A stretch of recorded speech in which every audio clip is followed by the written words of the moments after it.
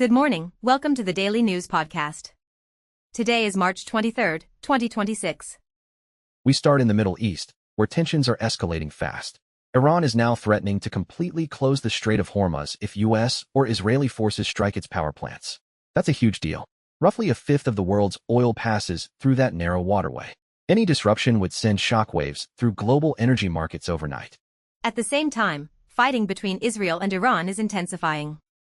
Iranian ballistic missiles injured at least 180 people in Israeli towns near a key nuclear facility, and Israeli authorities are investigating how some of those missiles slipped past advanced air defenses. Israel has also announced it will expand ground and air operations against Hezbollah in Lebanon, including targeting bridges over the Litani River. That raises the risk of a broader, multi-front war stretching from Iran to Lebanon.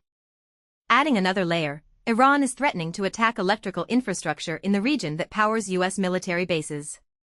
And President Trump is reportedly shifting his strategy on Hormuz, prompting questions about Washington's military readiness and long-term plan.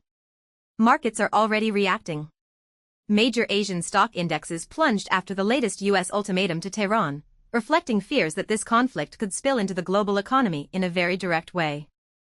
It's hard to overstate how critical Hormuz is. If that choke point closes, even briefly, we're talking about instant pressure at the gas pump and across supply chains worldwide. Right, moving to markets and the economy here at home. U.S. mortgage rates have climbed to a 3-month high, with the average 30-year fixed now at 6.22%. That's hitting right as the spring home buying season gets underway. Geopolitical jitters tied to the Iran conflict are rattling bond markets, and borrowers are feeling it immediately. There was a small bit of relief from regulators. The Federal Housing Finance Agency is easing certain mortgage insurance requirements for Fannie Mae and Freddie Mac loans, including scrapping strict roof coverage mandates. That should lower insurance costs for some homeowners, but it's unlikely to offset the sting of higher interest rates.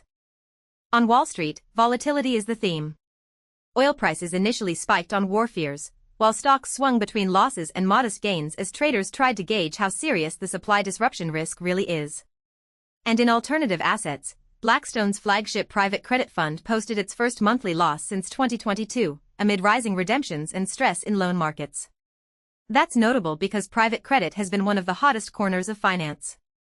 A stumble there could ripple through pension funds and institutional portfolios.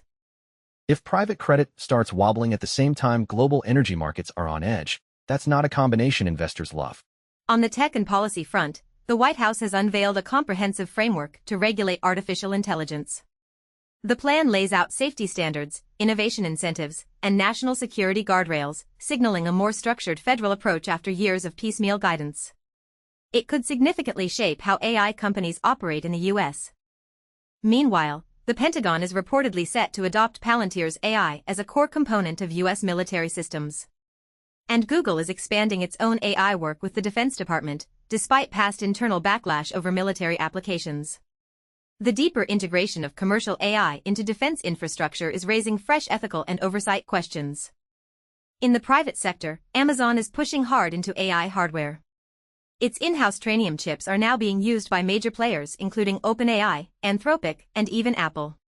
That signals serious competition for NVIDIA in the race to power AI training and inference.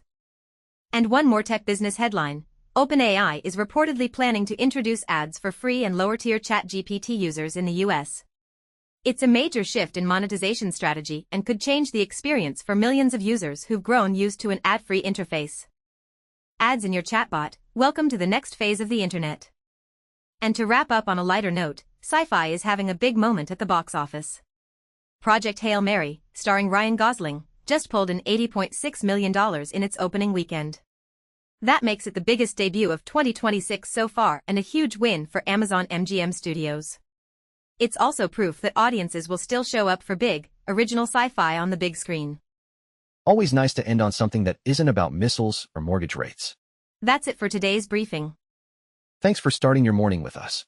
Stay safe, stay informed, and we'll see you tomorrow.